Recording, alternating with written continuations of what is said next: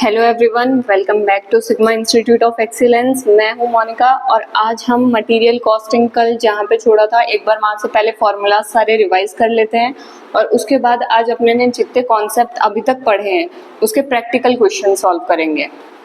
पहला अपने ने कल जो फॉर्मूला पढ़ा था दैट वाज आरओक्यू। आरओक्यू क्या होता है? तो आरओक्यू ऐसा होता है जिसके लिए परचेस मैनेजर जिस क्वांटिटी के लिए ऑर्डर प्लेस करता है सप्लायर को। अगर क्वेश्चन में आरओक्यू नहीं दिया गया हो तो ईओक्यू, जो अपने ने पहले लेक्चर में जिस कॉन्सेप्ट के बारे में बात की थी वही आरओक्यू हो जाएगा। Second one is reorder level. तो रीऑर्डर लेवल कब होगा? जब जो स्टोर कीपर है वो परचेस मैनेजर को बोलेगा कि now you have to reorder the raw material.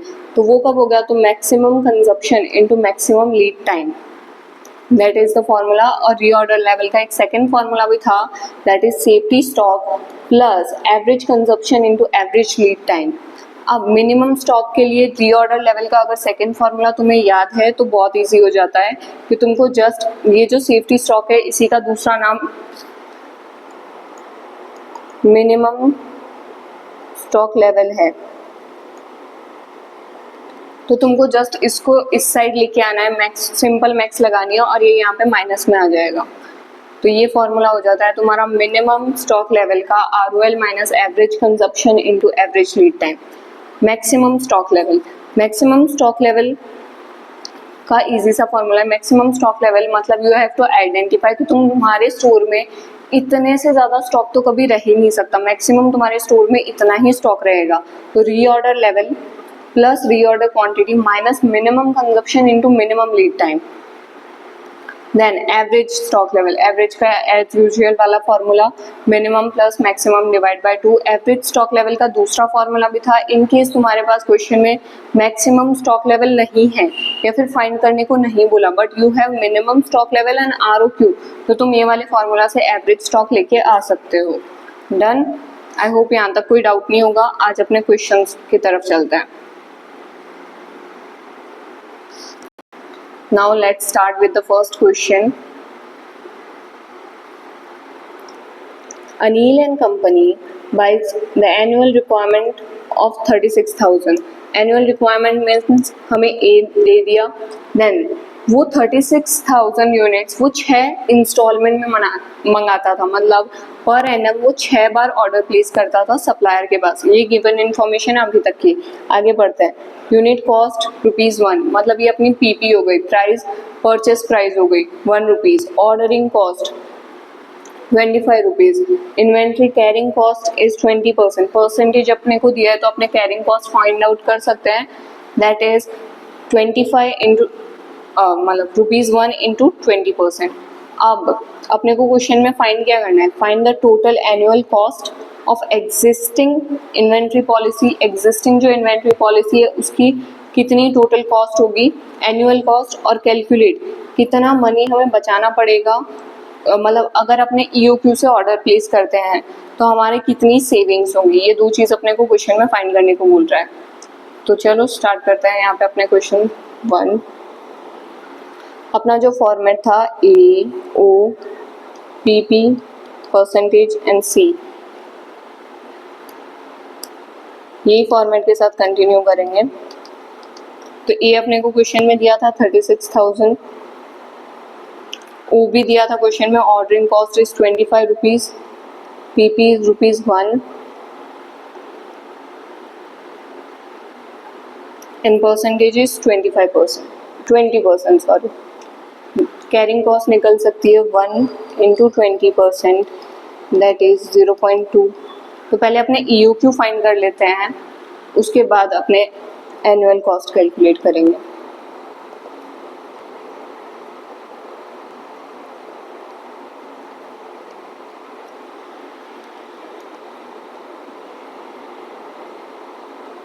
Two into A is 36,000, ordering cost is 25 and C is 0.2। तो इसे जब तुम सॉल्व करोगे दैट विल बी 3000। तो तुम्हारे ईओक्यू के यूनिट्स आए 3000, मतलब तुम एक बार में अगर 3000 यूनिट्स ऑर्डर प्लेस करोगे 3000 यूनिट्स के लिए तो तुम्हारी टोटल कॉस्ट जो है वो सबसे कम होगी। अब इन्होंने क्या बोला था कि 6 इंस्टॉलमेंट्स में मंगाते हैं, तो एग्जिस्टिंग इन्वेंट्री पॉलिसी क्या हो गई,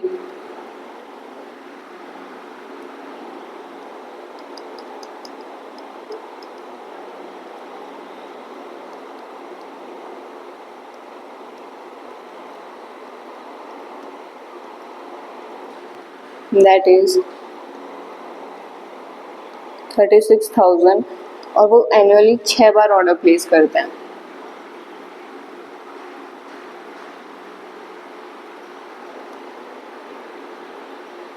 that is 6,000 rupees per order वो लोग यूनिट्स 6,000 यूनिट्स के लिए वो लोग एक बार में ऑर्डर प्लेस करते हैं। नाउ दोनों को कंपेयर करते हैं।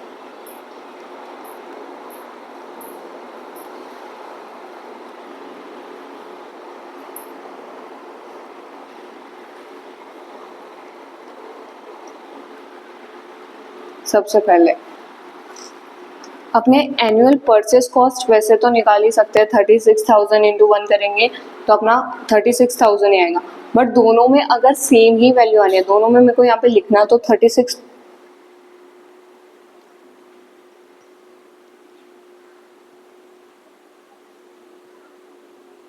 दोनों में यहाँ पे लिखना तो 36,000 ही है, तो उसको कंपेयर जब भी अपने को कंपैरिजन करना हो और दोनों की पीपी सेम हो, क्योंकि ए तो ऑलवेज सेम ही रहता है, दोनों की पीपी सेम हो और अपने को जस्ट कंपेयर करना है तो फिर अपने नहीं भी लिखेंगे तो भी कोई फर्क नहीं पड़ता है, तुम लोग डायरेक्ट ऑर्डरिंग कॉस्ट और कैरिंग कॉस्ट कैलकुलेट कर लेना।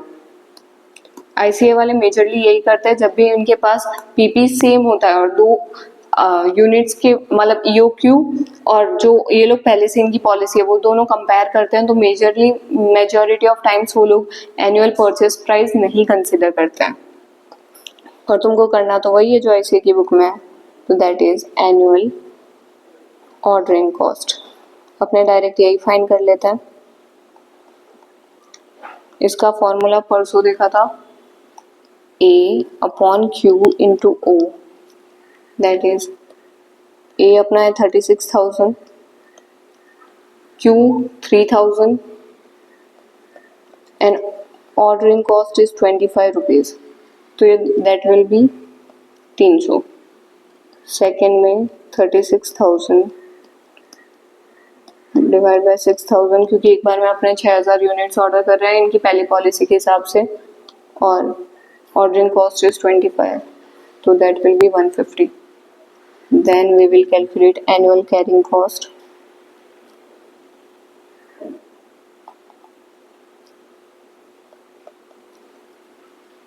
इसका फॉर्मूला है Q by 2 इंटू C,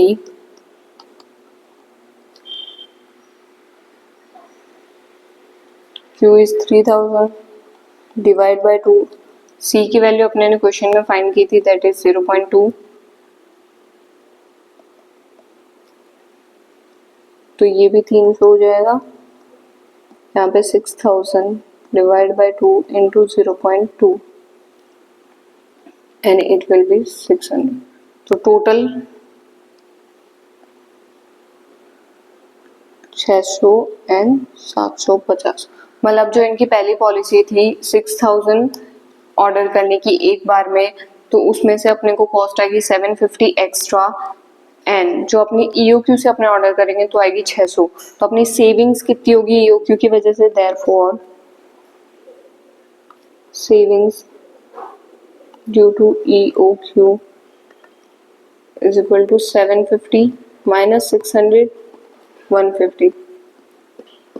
अगर अपने ईओक्यू से ऑर्डर करते हैं, मतलब ईओक्यू के आंसर जो ईओक्यू का जो अपना आंसर है 3,000 यूनिट्स, उस पर अगर ऑर्डर प्लेस करते हैं सप्लायर को तो अपने को 150 का बेनिफिट होगा। दैट्स इट, फर्स्ट क्वेश्चन हो गया। आई होप इसमें कोई डाउट नहीं होगा। एक बार आईसीए के आंसर्स भी देख लेते हैं। Same here is 150। इन्होंने नोट में दिया है कि as the unit purchase cost one does not change in both the computation, same has not been considered। अगर यूनिट तुम्हारी पीपी चेंज नहीं हो रही तो तुम्हें उसे नहीं कंसिडर करेगा तो चलेगा। सेकेंड क्वेश्चन सॉल्व करते हैं। इसको किसी को नोट डाउन करना है तो एक बार कर लो।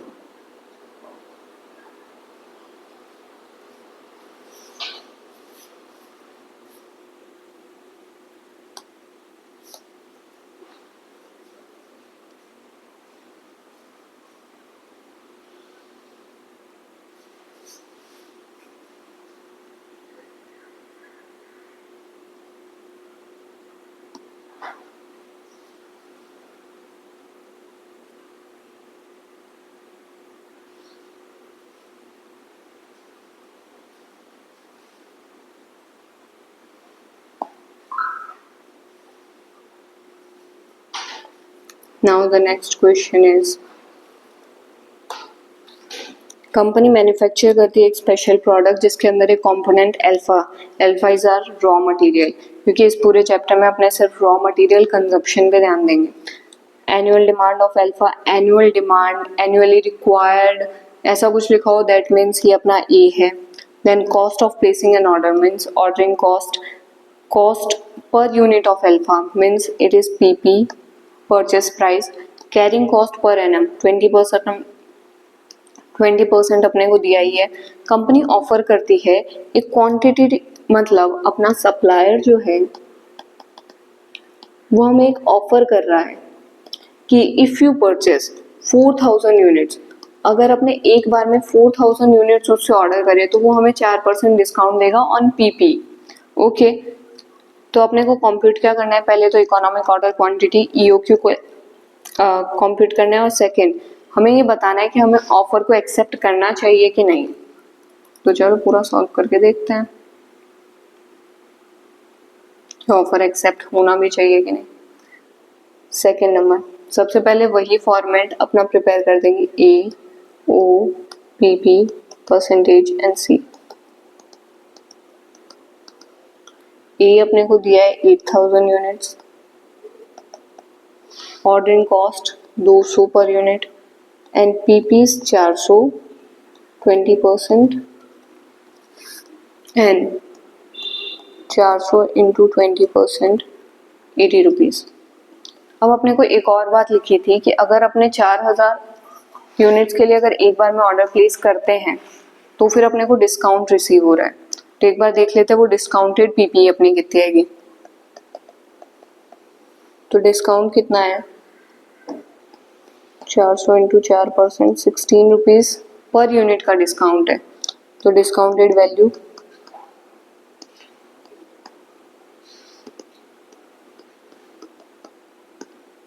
384 इज आवर न्यू पीपी। तो हमें सी भी दूसरा फाइंड करना पड़ेगा, दैट इज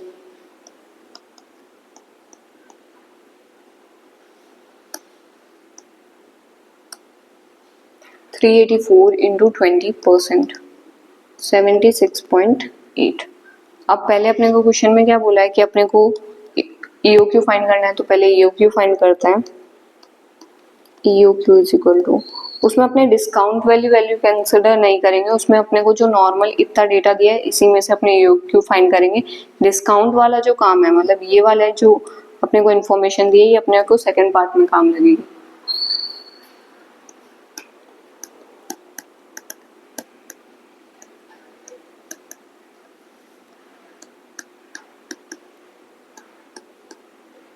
क्वेश्चन में अपने को सी दिया था, दैट इज 80। तो इसको तुम सॉल्व करोगे तो अपना ईओक्यू के यूनिट्स आएंगे 200, मीन्स 200 पे जब अपने ऑर्डर करेंगे, मतलब एक बार का सिंगल ऑर्डर अपने 200 यूनिट्स का प्लेस करेंगे तब अपनी कॉस्ट मिनिमम होगी।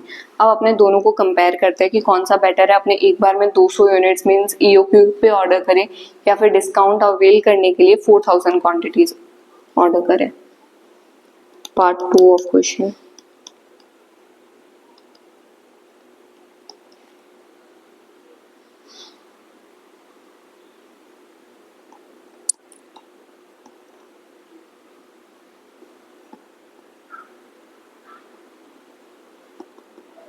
Quantity discount, to avail the discount हमें इतनी क्वांटिटी मंगवानी पड़ रही है।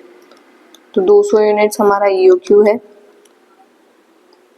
और 4000 यूनिट्स हमें ऑर्डर प्लेस करना पड़ेगा if we want to avail the discount. तो इसमें अपने को टोटल कॉस्ट कैलकुलेट करनी है और दोनों की पीपी अलग है, तो अपने तीनों कॉस्ट कैलकुलेट करेंगे। पहली annual purchase cost, annual purchase cost that is a into PP. तो एनुअली अपने को कितनी रिक्वायरमेंट है, तो 8000 यूनिट्स की रिक्वायरमेंट है और अपनी नॉर्मल प्राइस है 400,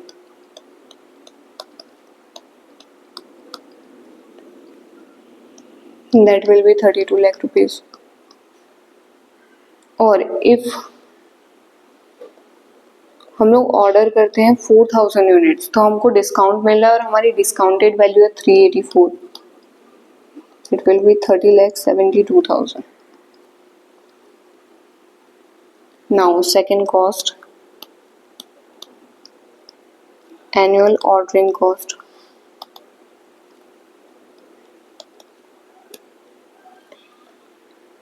एनुअल ऑर्डरिंग कॉस्ट का फॉर्मूला ए अपॉन क्यू इंटू ओ। अब फॉर्मूलाज तो मीन्स जितनी बार लिखेंगे उतने में यूज टू हो जाएंगे।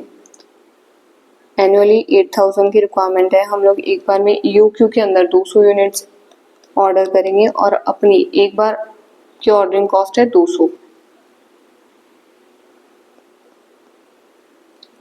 तो कॉस्ट हो जाएगी 8000 rupees.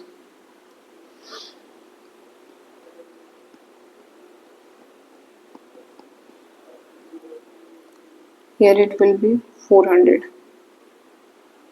Third, annual carrying cost.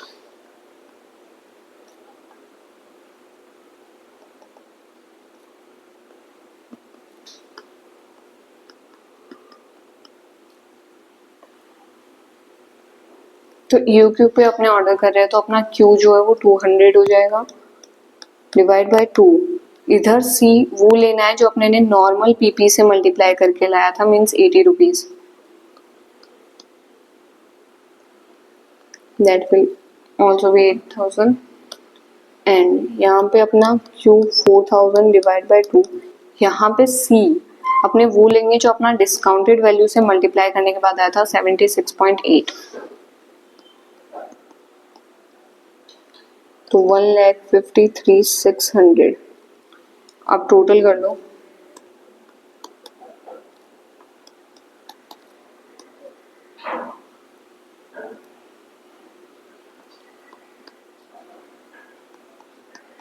$32,16,000 and 32,26,000। तो डिफरेंस है। अगर अपने डिस्काउंट अवेल करने जाएंगे तो अपनी कॉस्ट बढ़ जाएगी क्योंकि कैरिंग कॉस्ट बहुत ज़्यादा हो रही है, तो इसीलिए एडवाइस करना है हमको। क्वेश्चन में लिखा था ना कि हमें बताना है कि हमें डिस्काउंट ऑफर को एक्सेप्ट करना है कि नहीं करना है, तो our advice is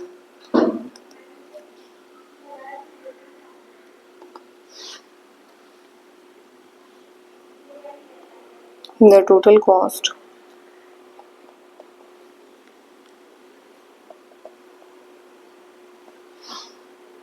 of inventory is lower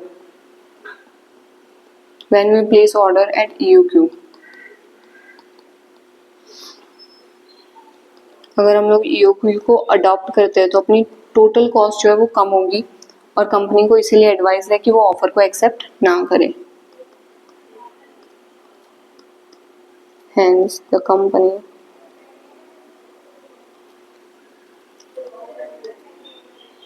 is advised not to accept the offer।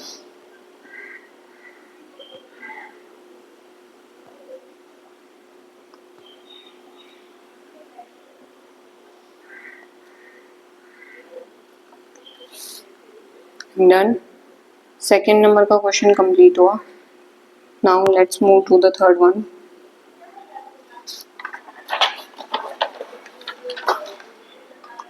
Third question काफ़ी सिंपल सा ही है, मतलब देखने में थोड़ा वो है। इसमें क्या लिखा है कि एक कंप्लीट गार्डनर है, उसके पास 2 फर्टिलाइजर है, Super Grow and Nature's Home. अब उन दोनों फर्टिलाइजर्स की अपने को कंप्लीट इन्फॉर्मेशन दी है कि उनकी एनुअल डिमांड कितनी है। अगर मैं सुपर ग्रो से परचेस करता हूँ तो मेरे को 2000 मंगाना पड़ेगा और यहाँ से 1280। तो यहाँ से रिलेवेंट ऑर्डरिंग कॉस्ट, तो अगर मैं सुपर ग्रो से ऑर्डर प्लेस करती हूँ तो मेरे को ऑर्डरिंग कॉस्ट 1200 आएगी और वरना 1400। कैरिंग कॉस्ट अपने को दी है और इस बार पीपी नहीं दिया है। एक तो ये रीज़न है पीपी ना देने का, तो अपने एनुअल परचेस कॉस्ट नहीं फाइंड करेंगे, डायरेक्ट ऑर्डरिंग कॉस्ट और कैरिंग कॉस्ट ही फाइंड करेंगे। पहले इसको रफ कर देते हैं सेकंड नंबर को, फिर अपने थर्ड नंबर सॉल्व करते हैं।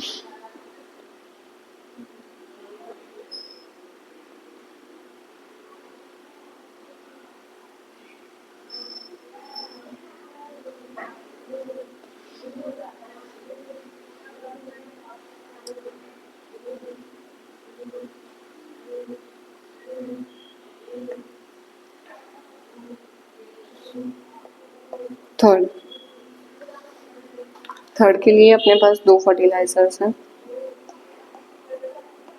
दैट इज सुपर ग्रो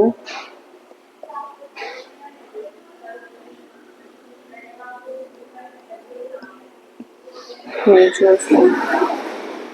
अब दोनों की इंफॉर्मेशन लिख देते हैं EOC, क्योंकि अपने को सी इस बार क्वेश्चन में डायरेक्टली दिया है, फाइंड नहीं करना है, और पीपी अपने को क्वेश्चन में मेंशन नहीं है। तो A is 2000, ordering cost is 1200 and C is 480, 1280। इतना हो गया। अब अपने को रिक्वायर्ड क्या है, क्वेश्चन में कंप्यूट करने को क्या बोल रहे हैं, तो पहले तो EOQ कंप्यूट करना है दोनों का, उसमें तो कोई तकलीफ है नहीं। देन पहले फर्स्ट पॉइंट करते हैं, देन सेकंड रीड करते हैं।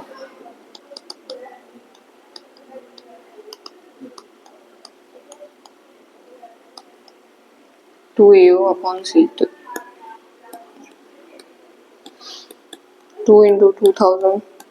ऑर्डरिंग कॉस्ट अपने को क्वेश्चन में ही मेंशन थी और इस बार तो C भी दिया था, दैट विल बी 100 यूनिट्स। अगर अपने सुपर ग्रो से मंगा रहे हैं तो अपना ऑप्टिमम प्राइस मीन्स सबसे कम कॉस्ट कब लगेगी, जब अपने 100 यूनिट्स ऑर्डर करेंगे। यहाँ पे भी मैं वापस फॉर्मूला नहीं लिख रही हूँ, 2 इंटू 1280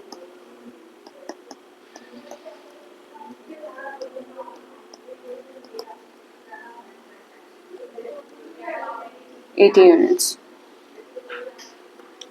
सेकेंड EOQ के लिए हमें क्या करना है, सम व्हाट पूछा क्या है कि सम क्या होगा अगर हमारी ऑर्डरिंग कॉस्ट और कैरिंग कॉस्ट दोनों, टोटल एनुअल कैरिंग कॉस्ट और टोटल एनुअल ऑर्डरिंग कॉस्ट का हमको सम पूछा है दोनों कंपनीज का, तो फाइंड कर लेते हैं।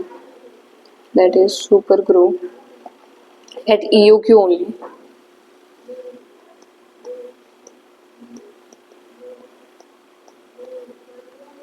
पहला एनुअल ऑर्डरिंग कॉस्ट,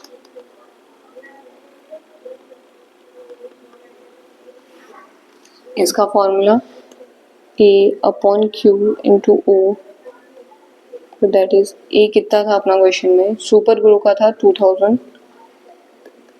और भैया Q हमारा EOQ से आया 100, इसकी ऑर्डरिंग कॉस्ट है 1200,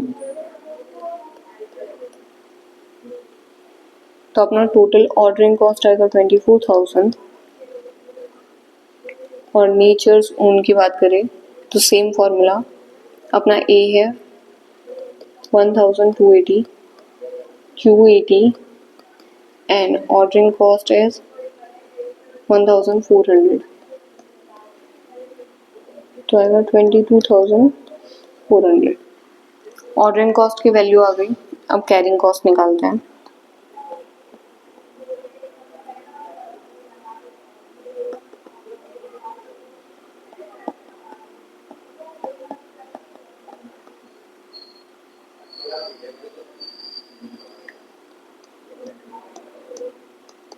सी इस बार क्वेश्चन में डायरेक्टली था 480,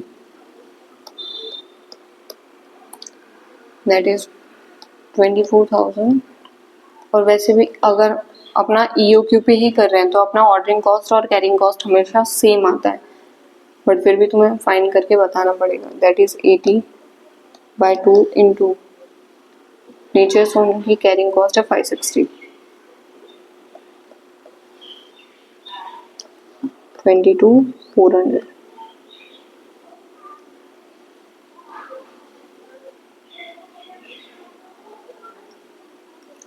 total sum of relevant ordering cost and sum of relevant carrying cost means second point का answer will be 48,000 and 44,800.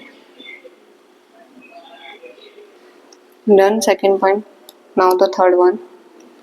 For EOQ compute number of deliveries per order. अब अपने कितनी deliveries लगेगी वो फाइंड करना है। वो तो एकदम ही सिंपल सी चीज़ है, नंबर ऑफ डिलीवरीज दोनों कंपनीज के लिए फाइंड करनी है अपने को। थर्ड पॉइंट, तो here is super Guru,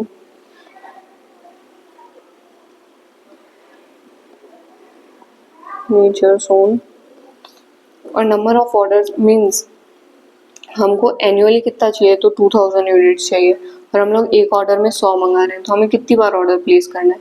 simple, 2000 divide by 100, that will be 20 order should be placed and with Nature's Own. Annually हमें इतने की रिक्वायरमेंट है और हम लोग एक बार में 80 ऑर्डर्स मंगा रहे हैं। 16 ऑर्डर्स। क्वेश्चन नंबर 3 कंप्लीटेड, बहुत छोटू सा ही था। नाउ फोर्थ नंबर चालू करता।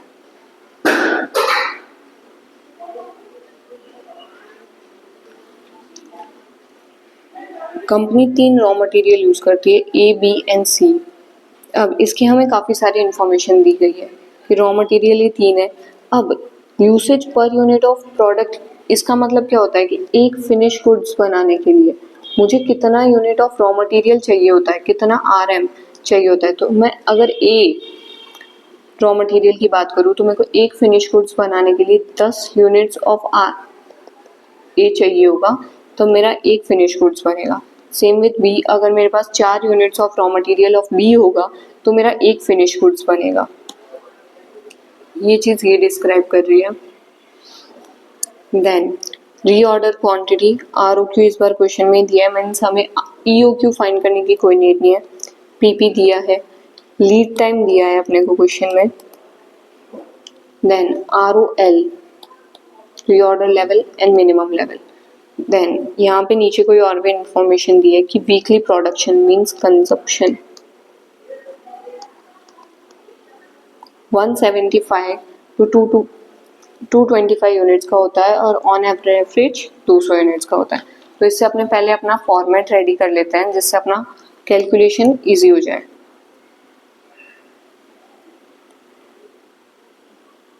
फोर्थ नंबर, ये तुम वर्किंग में कर सकते हो, वरना ऊपर टॉप पे लिख दोगे और उसके बाद तुम्हारा आंसर चालू होगा तो भी कोई इशू नहीं है।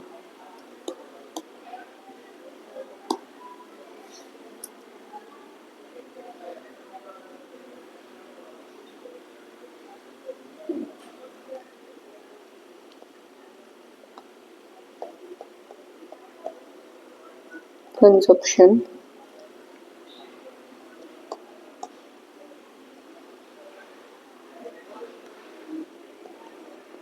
Lead time. अपने पास 3 टाइप ऑफ रॉ मटेरियल है, that is A, B, C।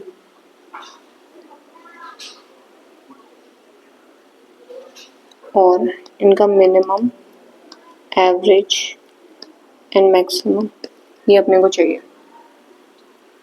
तो यहाँ पे क्वेश्चन में जैसे दिया है कि इनका लीड टाइम कितना होगा, ये रहा लीड टाइम। तो A का मिनिमम 1 है, एवरेज 2 एंड मैक्सिमम 3। B का 3, 4 एंड 5 एंड C का 2, 3, 4। अब कंजप्शन कितना है तो वो फाइंड करना है। तो अपने को बोला है कि 1 यूनिट अगर इनको प्रोड्यूस करना है तो इनको कितना यूनिट ऑफ रॉ मटेरियल चाहिएगा, और यहाँ पे लिखा है कि नॉर्मली ये लोग कितना प्रोड्यूस करते हैं। तो मिनिमम 175 यूनिट्स ये लोग प्रोड्यूस करते हैं। और अगर अगर एक यूनिट बनाना है तो एक 10 यूनिट्स ऑफ रॉ मटेरियल लगते हैं, तो मिनिमम 175 इंटू 10 करेंगे, इट विल बी 1750। ये ए का मिनिमम कंजप्शन हो जाएगा। एवरेजली 200 यूनिट्स प्रोड्यूस करते हैं और सेम 10 यूनिट्स इनको एक में लगते हैं, तो 200 into 10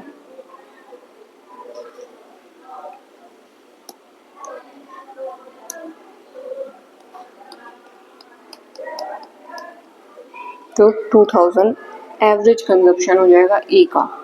then maximum 225 units produce करते हैं और same 10 units, that will be 2250। ये ए का कंजप्शन आ गया minimum, average and maximum. Same B और सी का आएगा, दैट इज 175, और बी का एक यूनिट के लिए 4 लगते हैं हमको। एक फिनिश गुड बनाने के लिए 4 यूनिट्स ऑफ रॉ मटेरियल अपने को चाहिए होता है। एवरेज 200 इंटू 4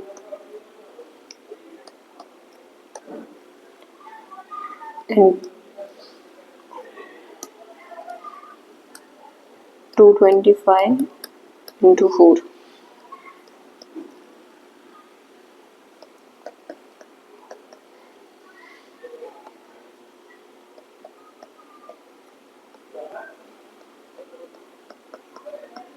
सी का भी ऐसे ही वैल्यू आएगी, क्योंकि क्वेश्चन में अपने को दिया है कि एक यूनिट फिनिश गुड बनाने के लिए अपने को सी के 6 रॉ मटेरियल्स के यूनिट चाहिए होता है। Then 225 into 6 1350। अभी तक मैंने इतना डेटा देखा जो क्वेश्चन में दिया है। नाउ और क्या है अपने पास, तो अपने पास ROL दिया है, here it is, that is 8000 और 4750। ROQ दिया है तीनों का 10,000, 5,000 एंड 10,000। अब क्वेश्चन में अपने को फाइंड क्या करना है, तो मिनिमम स्टॉक फाइंड करना है। मिनिमम स्टॉक का फॉर्मूला अपने ने कल ही देखा था, आज सुबह रिवाइज भी किया था, that is minimum stock level reorder level minus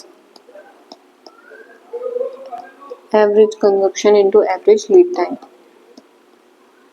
logic अपने ने लास्ट लेक्चर में ही समझा था।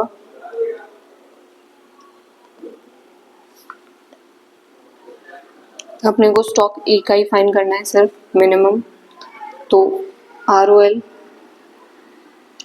8000 क्वेश्चन में दिया है अपने को, minus average consumption 2000 units, average lead time 2, that is 8000 minus 4000, that will be 4000 units। Minimum stock level of A जो है वो 4000 यूनिट्स आएगा। पहली रिक्वायरमेंट फुलफिल हो गई। दूसरी देखते हैं, दूसरी maximum stock of B.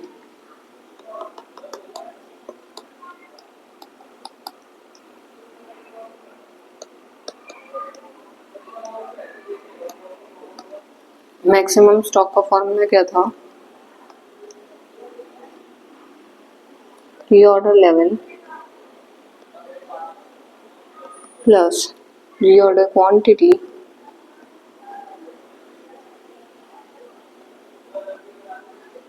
Minus minimum consumption into minimum lead time.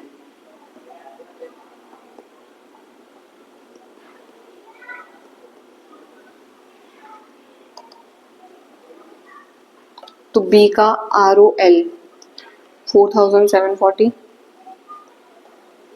50 and ROQ is 5000 units minus minimum consumption. Minimum consumption of B is 700 into minimum lead time, that is 3 days. इसको solve करते हैं.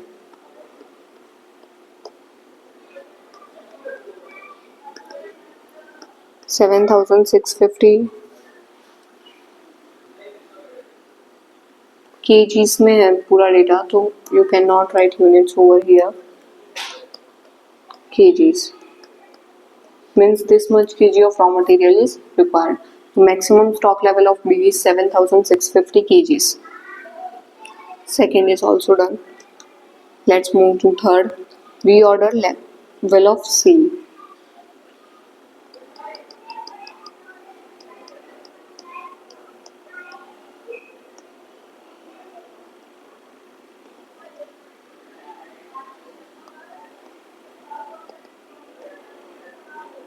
Maximum consumption into maximum lead time.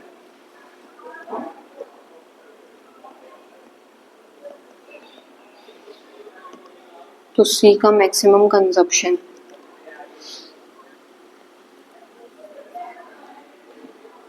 1350, maximum lead time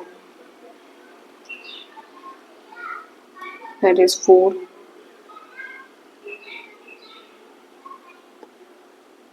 5400 kgs. इतना complete हुआ. Now average stock of A. Average stock में अगर अपने ने ए का मैक्सिमम फाइंड नहीं किया but we have minimum and ROQ, तो हम लोग एवरेज स्टॉक का सेकंड नंबर का फॉर्मूला यूज करेंगे.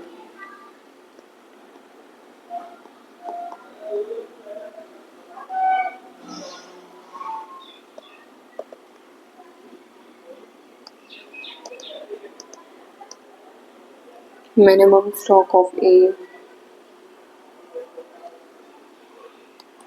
plus ROQ divided by 2. Minimum stock of A सबसे पहले अपने ने फाइंड किया था, that is 4000 kgs plus ROQ इसका क्वेश्चन में ही अपने को दिया था 10,000 डिवाइड बाय 2.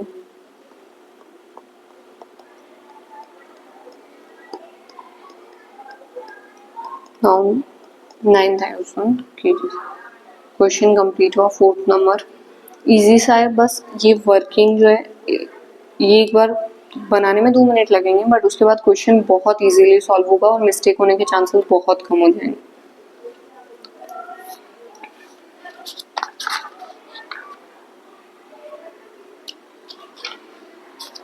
तो एक बार जो सुबह से अपने ने 4 क्वेश्चन देखे उसका मेन क्रक्स एक बार वापस देख लेते हैं और बाकी का आगे का कल देखेंगे. तो पहले वाले में तो कुछ भी नहीं था, अपने को जस्ट EOQ कैलकुलेट करना था और अपनी एग्जिस्टिंग पॉलिसी मीन्स 6000 यूनिट्स और जो अपना EOQ आ रहा है उसे कंपेयर करना था और अपने को ये बताना कि था कि अगर अपने EOQ अडॉप्ट कर लेते हैं तो अपना कितना सेविंग होगा. देन नेक्स्ट में जस्ट अपने को बोला था कि पहले अपने को EOQ कैलकुलेट करने का पूरा डेटा दिया था और अपने को EOQ कैलकुलेट करना था फर्स्ट पॉइंट में. और सेकंड पॉइंट में अब डिस्काउंट की बात की गई थी कि अगर अपने 4000 यूनिट्स पर ऑर्डर मंगाते हैं तो अपने को 4% डिस्काउंट मिलेगा और कंपनी को ये डिस्काउंट एक्सेप्ट करना चाहिए कि नहीं करना चाहिए, जिसका अपना आंसर आया था कि कंपनी को ये ऑफर नहीं एक्सेप्ट करना चाहिए. थर्ड नंबर में तो अपने को 2 टाइप ऑफ फर्टिलाइजर्स दिए थे, ये रहा. और अपने को 3 रिक्वायरमेंट्स पूछी थी. पहला तो EOQ फाइंड करना है, सेकंड में अपने को ऑर्डरिंग और कैरिंग कॉस्ट ये दोनों फाइंड करनी थी जस्ट, और थर्ड में नंबर ऑफ ऑर्डर्स बताने थे. फोर्थ नंबर थोड़ा सा मिसिंग वैल्यूज़ वाला है, काइंड ऑफ IMP है फॉर द एग्जाम, क्योंकि मिसिंग वैल्यूज़ वाले क्वेश्चन कई बार एग्जाम में आ जाते हैं. तो अपने को ये और ये जस्ट फाइंड करना था और इस वाले फॉर्मूला ने अपने एवरेज कॉस्ट का दूसरा ये वाली चीज़ फाइंड करने के लिए एवरेज स्टॉक ऑफ ए के लिए अपने ने एवरेज स्टॉक का दूसरा वाला फॉर्मूला यूज़ किया था। Done. Thank you so much for watching. Next lecture में मिलते हैं।